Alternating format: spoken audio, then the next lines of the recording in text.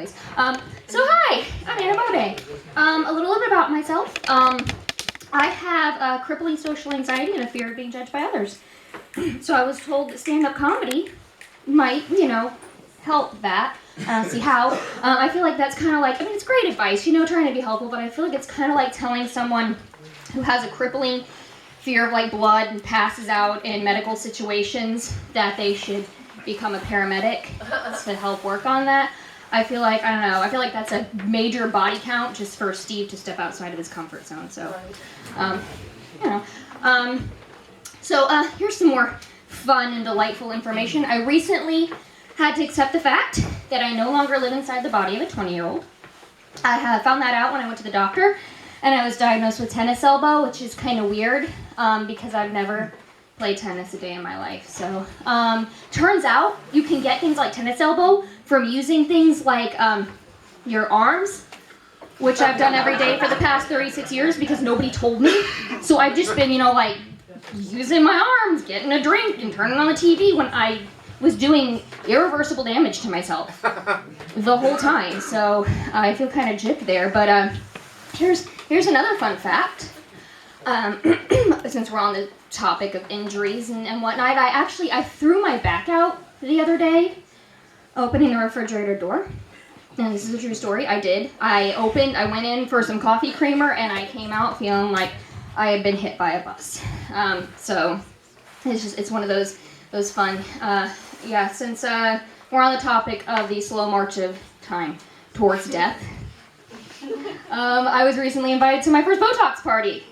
And it's true also. All true stories, you guys. I don't make any of this up. My life is it's a nightmare. It was her grandma, her old aunt, her mom, and me.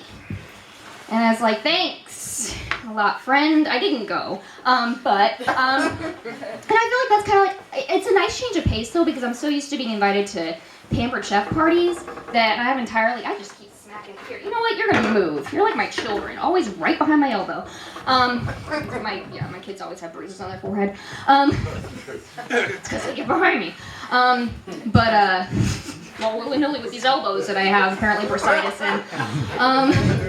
Botox. There you go. Pampered chef party. I have entirely too many pizza cutters for a person whose pizza comes to her already cut from, Pizza Hut. So I didn't need any more pampered chef parties. So the Botox party, is practical. And I have honestly been thinking of ways to kind of mask the cavernous grooves I've been developing over the 14 years I've been a mother. Because I'm always making this face at my children because they're always doing things that warrant me making a face at them, wondering why they got so much of their genetic material from their father's side. They're just doing stupid things. I love my husband, I do, but I like to think my children's weird behavior comes from his side. Anyways, forehead grooves. So I was thinking, Botox might be good, but it's probably a lot cheaper to just get bangs. So I just go to the kitchen and grab a pair of scissors, and my friend in the audience who is a stylist is probably cringing right now. You do what? You cut your hair with scissors in the kitchen? I do.